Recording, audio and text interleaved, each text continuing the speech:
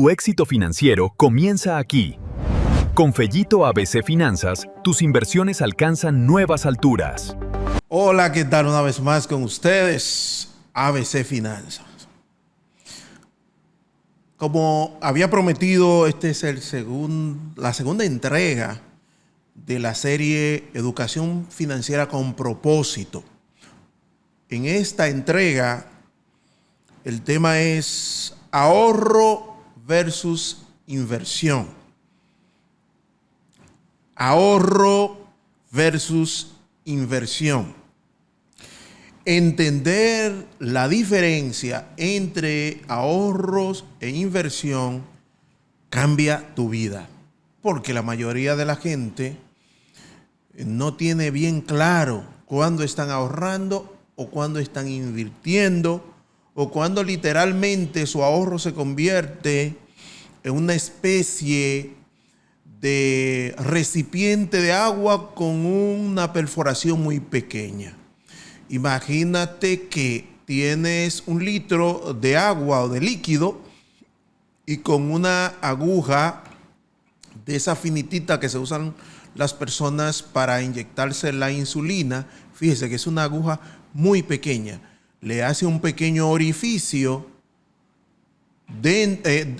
debajo de este envase plástico, digamos, se puede convertir tu ahorro en algo similar.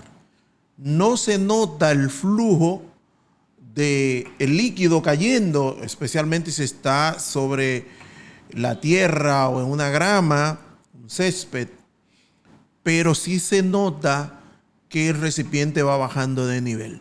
A veces el ahorro es eso y a lo mejor no lo sabe. Tiene que ver el video completo para entender todo lo que queremos decir con todo esto. Ahorrar e invertir, entender, comprender ese aspecto cambia tu vida desde la perspectiva de la construcción de activo. Ahorrar no es solo para ricos, como muchos creen. También debo decirte que ahorrar no te hace rico. Ahora bien, en cambio, invertir te hace crecer.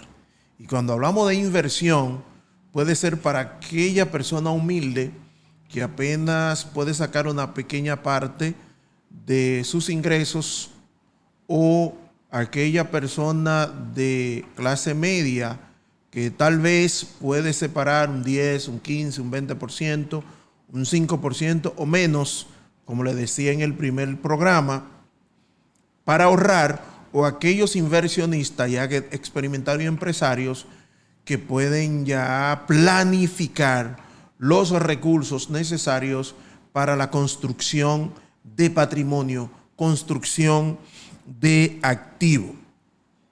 ¿Qué es ahorrar? Ciertamente, y en palabras llanas, sin mucho tecnicismo, queremos mencionar algunos aspectos que puede definirse, determinar cómo ahorrar. Ahorrar es crear cierta seguridad. El que ahorra tiene una sensación de mayor tranquilidad financiera, por ende, con menor estrés financiero. El estrés financiero desencadena muchísimos elementos sociales en el hogar, en la familia, en el matrimonio, en la sociedad.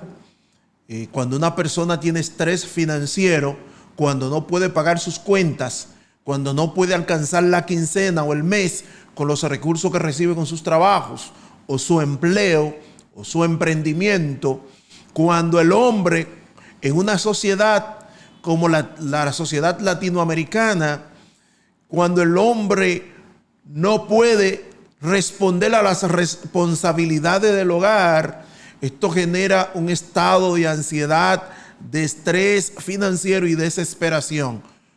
Con ello, el nivel de, a veces, violencia, reacciones muy fuertes en situaciones que no deberían ser. Entonces, cuando la persona ahorra, le da cierto sentido de seguridad.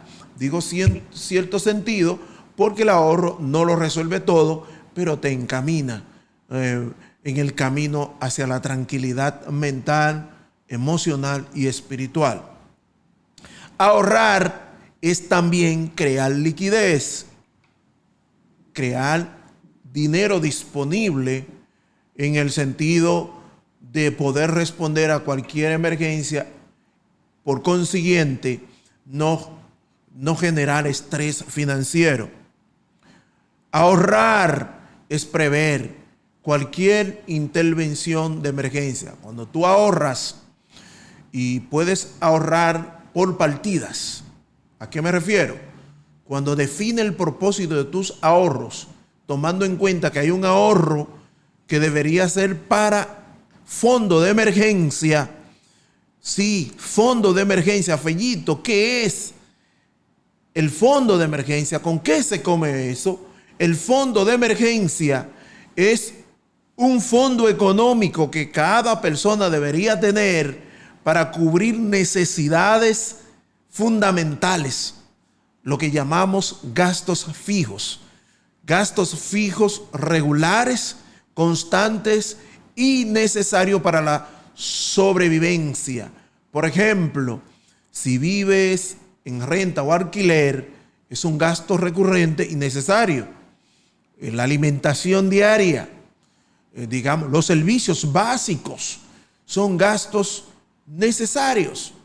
Entonces, si tú sabes cuáles son tus gastos fijos todos los meses, pues entonces la recomendación nuestra es que tenga un fondo de emergencia ahorrado que pueda cubrir entre 6 meses o 12 meses.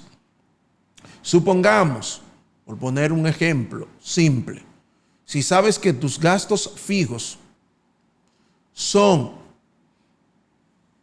por poner un número simple de ejemplo, puede ser más o menos, pero vamos a utilizar un número que pueda ser manejable para los que son muy buenos en matemáticas y aquellos que no son tan buenos. Supongamos que tus gastos son 10,000 pesos mensual, gastos fijos. Pues entonces, si quieres ahorrar un fondo de emergencia de 6 meses, tendría que tener por ahí guardado 60,000 pesos. Y si quieres tener un fondo de emergencias de un año, debería tener 120,000 pesos. Ahora, cada quien conoce su realidad. ¿Cuál es tu gasto fijo mensual? Ese nivel de gasto fijo, entonces multiplícalo por la cantidad de meses que tú necesitas tener como fondo de emergencia.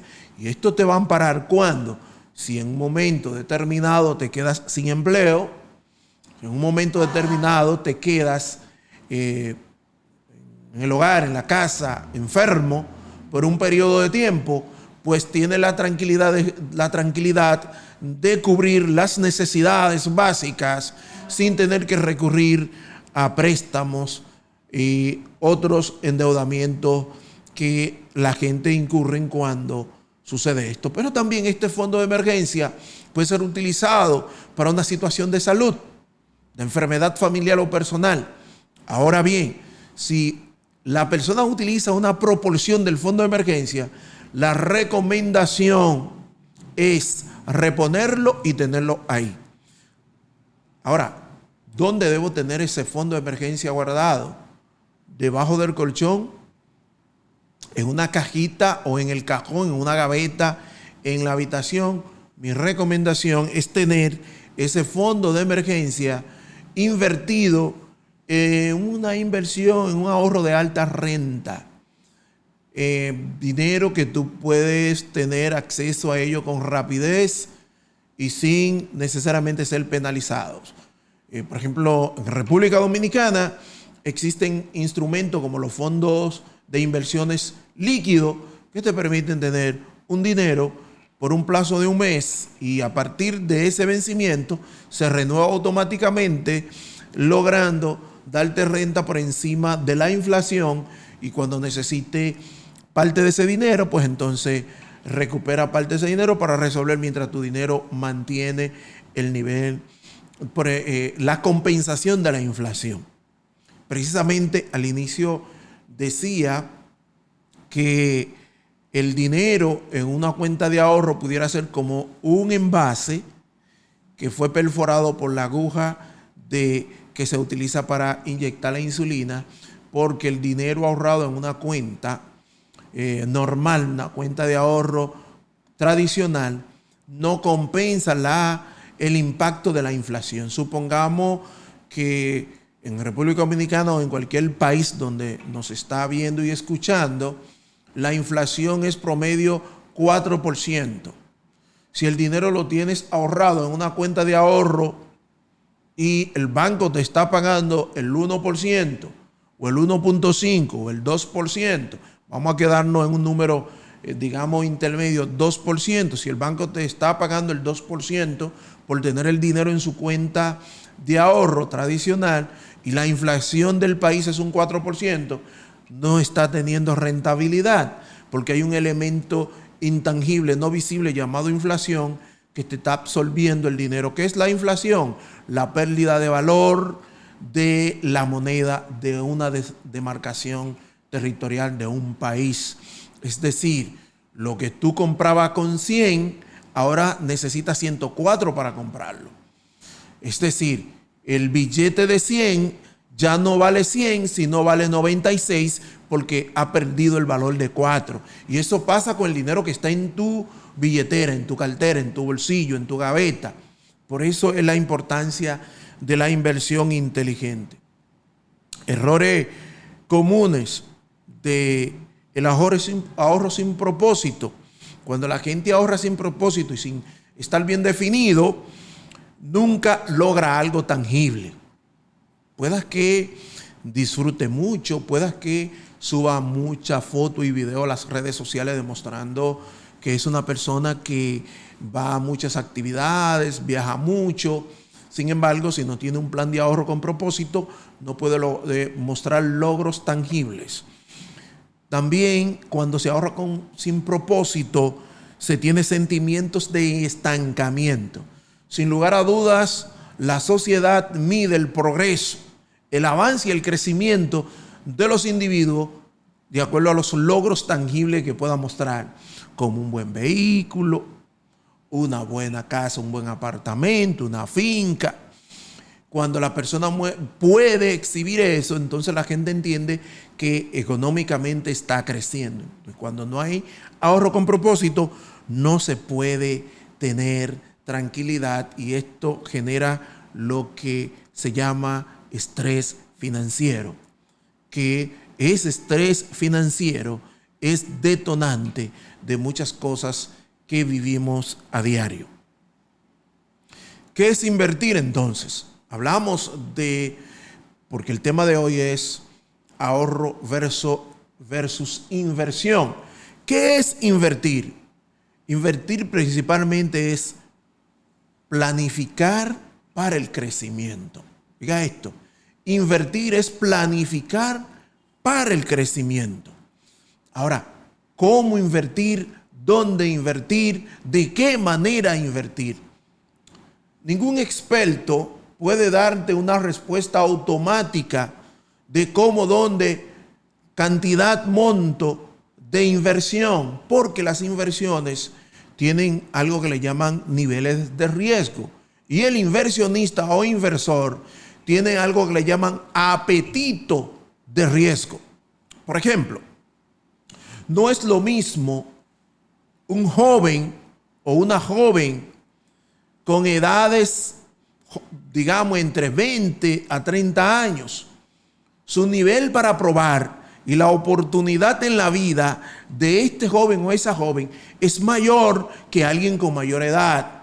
Por ende, el nivel de riesgo y el apetito de riesgo siempre es más agresivo en esas edades, porque andan probando y tal vez no tengan tantas responsabilidades del hogar, de la familia. El apetito de riesgo de una persona entre 30, 35 a 45 años, pues ya no es similar al de menor edad. Y si nos vamos a una persona mayor de 50 años, invertir para él tiene otro nivel de apetito de riesgo. Por ende, no es igual el tema del crecimiento y la inversión para todas las edades y estatus social. Va a depender de los logros tangibles, reales que tenga y cuáles son los objetivos de tu vida. Hay algo que le llaman plan de retiro. Otros le llaman libertad financiera. Otros le llaman salud financiera. También se le llama holgura financiera. Va a depender de tus objetivos personales. Y es por eso que nosotros como consultor lo que hacemos es un test, un diagnóstico inicial, una conversación inicial con el cliente para poder diseñar un plan de asesoramiento y acompañamiento acorde a su realidad. Bueno, encontrarán muchos contenidos que ofrecen fórmulas mágicas, pero con lo que le acabo de decir en el tema de las inversiones, no hay una fórmula mágica. Lo que funciona para Juan posiblemente no funcione para Pedro. Primero hay que escuchar a Pedro, primero hay que evaluar a Pedro, primero hay que analizar a Pedro para saber en realidad cuál es su deseo, cuáles son sus propósitos y su visión en la vida. Invertir también es controlar riesgos o invertir con riesgos controlados. Con lo que acabo de mencionar con relación a las etapas en la vida, a los niveles de apetito de riesgo, deja claro que no se debe invertir porque simplemente alguien te dio una charla emocional, motivacional y entendiste que esa persona te muestre los logros que tienen, pero no te ha dicho cuántos años tiene perdiendo dinero, pero no te ha dicho cuántos años tiene quebrando empresas. ¿Cómo logró entender cómo funcionan los mercados de inversiones? ¿Cómo funcionan los negocios? Esto es importante. Invertir, pero invertir con riesgos controlados. Hay algo que le llaman estrategia de salida. Cuando inviertes con riesgos controlados, tú decides hasta dónde estás dispuesto a perder. El mundo de las inversiones es un juego. Es un juego. Es jugar. Entonces tú decides si ese dinero, ese activo, esos recursos se pierden, cómo afecta a tu vida y tu entorno. Cómo afecta a tu familia. Cómo va a afectarte frente a la sociedad. Entonces en ese sentido debes invertir con riesgos controlados y con ello una estrategia de salida. Es decir, cuándo decir paro, no continúo. Cuándo decir me retiro, aquí no sigo yo. Y la inversión también tiene que ver con los plazos. Casi nunca una inversión seria es de corto plazo. Siempre tengo mucha reserva cuando se hacen promesas de rentabilidades, de ganancias en muy corto plazo. Las inversiones generalmente tienen un umbral de tiempo de mediano y largo plazo. Ningún mercado te asegura estabilidad en el corto plazo. Bueno, tú dirías, pero Fellito, yo opero Forex, mercado de divisas. Sí, el mercado de divisas es un mercado que genera ingresos extraordinarios en segundos. Te abre una operación en los mercados de inversiones, en Forex. Es posible que en 30 segundos tú te ganes $10,000, $50,000, $100,000. Pero eso es relativo. También en pocos segundos puedes quemar la cuenta si no tiene el entrenamiento debido, si no conoce los comportamientos de los mercados. Precisamente los mercados de inversiones, especialmente el mercado Forex, que es el más volátil, el más volátil, el más agresivo en volatilidad, cambia hasta por una noticia, por un dato que se ofrezca en un noticiero de impacto global, por lo que diga un líder global, por la decisión de una empresa poderosa, tecnológica, por lo que haga o no haga algún magnate, puede afectar los mercados. Y si no maneja esos elementos, posiblemente puede estar perdiendo dinero. Ahora, obviamente, es la forma de aprender. A menos que tenga mentoría y acompañamiento, que para ello también hay que invertir para obtener los conocimientos técnicos en esos mercados de inversión. Y eso te puede ayudar. Ahora, la gente debe invertir en diferentes cosas. A lo mejor tú por ejemplo, quiero traer un ejemplo de una pareja joven. Es un ejemplo real, muy cercano a mí. El ejemplo es muy cercano a mí. Una pareja joven que tenía el deseo de comprar su apartamento. Joven, pareja joven. En ese momento tenían menos de 30 años. Estos jóvenes de 20 y tantos años, empleados, ambos jóvenes, decidieron comprar un apartamento. Investigaron, buscaron orientación. Luego de ser orientados, decidieron por comprar un apartamento en proyecto, pero con la figura del fideicomiso en República Dominicana.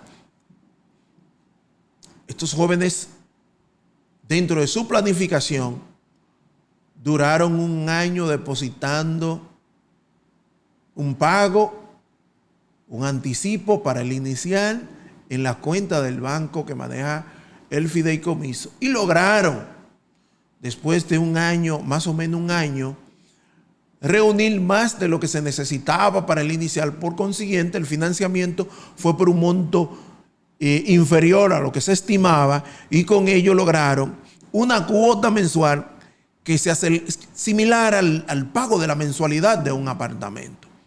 Hoy, esa pareja de jóvenes viven en su apartamento, en una zona residencial de la provincia de La Romana. Tanto la esposa como el esposo andan en buenos vehículos, son personas jóvenes, pero debido a la planificación y la orientación, hoy están trabajando en otros proyectos, mientras que su planificación financiera como pareja le permite estar pagando ese apartamento sin presión financiera y con la visión de seguir adquiriendo otros activos. Y repito, son personas muy cercanas a mí y que constantemente tenemos conversación. Usted también lo puede lograr, siempre que tenga la orientación, el asesoramiento y el acompañamiento adecuado, y no dejarse llevar de todo lo que suena en las redes sociales. Y quiero concluir esta intervención hablando de construir activos. Construir activos. Y puede surgir la pregunta aquí: ¿qué es un activo? Y en palabras simples, un activo es todo aquello que pone dinero en tu bolsillo. O sea, Fellito, no te voy a buscar una terminología científica, económica, financiera. Tan simple. Un activo es todo aquello que lleva dinero a tu bolsillo. Entonces, viene la otra pregunta, que es un pasivo, y hacemos la diferencia. Un pasivo es lo que saca dinero de tu bolsillo, o que saca dinero de tu cuenta bancaria, o que saca dinero de tu tarjeta de crédito. Ejemplo simple. Un vehículo, un carro. Si tu carro lo está utilizando para producir dinero, es un activo. Si tu carro lo está utilizando solamente para pasear, disfrutar y consumir combustible sin producir, es un pasivo. O sea, todo aquello que genere gastos sin rentabilidad, sin ganancia, sin plusvalía, es un pasivo. Una casa, el ejemplo del apartamento que le mencioné, cuando los jóvenes adquirieron el apartamento, el costo estaba en unos $80,000, $85,000. Cuando recibieron su apartamento, ya esos apartamentos estaban por encima de los $95,000 a $100,000. Eso es activo. Ya esos apartamentos hay que buscar un monto bien considerado para poder adquirirlo. Tengo el ejemplo de una clienta que estuvimos, una consultoría financiera, y me hablaba de un activo que compró en la zona de Bávaro Punta Cana, que en su momento le costó unos $40,000. Y ahora ese mismo apartamento, 5 años después, si mal no recuerdo, está valorado en $90,000. Esos son ejemplos de activos. Le estoy hablando de activos fijos. Pero también están los activos líquidos, como son los certificados de depósito, los títulos, los bonos, los fondos de inversión, que son activos líquidos. Es decir, son dinero que producen activo fijo, activo líquido. Los activos fijos son aquellos que son tangibles. Los activos líquidos son los intangibles, como los certificados y los títulos de inversión. Ahora, para construir activo, tienes que generar una mentalidad de construcción patrimonial. Cada vez que recibe dinero, recursos, cada vez que se te aparezca una oportunidad, cada vez que tenga unos ingresos interesantes, es pensar en construcción patrimonial. ¿Cómo te ves en 10 o 15 años? No cómo te ves dentro de 6 meses o un año, porque es un tiempo muy corto y entonces entenderá, pero me sobra dinero. Aquí, si tú planificas, de pronto recibe una proporción de dinero por un proyecto que hiciste, por una herencia que recibiste. Si mira tu espacio de planificación en 6 meses, lo más probable es que vas a entender que te sobra dinero. No te sobra dinero, es que el plan no se ajusta a la realidad de los recursos que tiene, o tal vez no ha podido transformar tu mentalidad en la mentalidad de construcción patrimonial. Entonces, en ese momento necesitas el acompañamiento de un experto que te ayude. Esto es ABC Finanza con Fellito José, y esta es la segunda entrega de la serie Educación Financiera con Propósito. Hasta la próxima entrega. Dios te bendiga. Tu éxito financiero comienza aquí. Con Fellito ABC Finanzas, tus inversiones alcanzan nuevas alturas.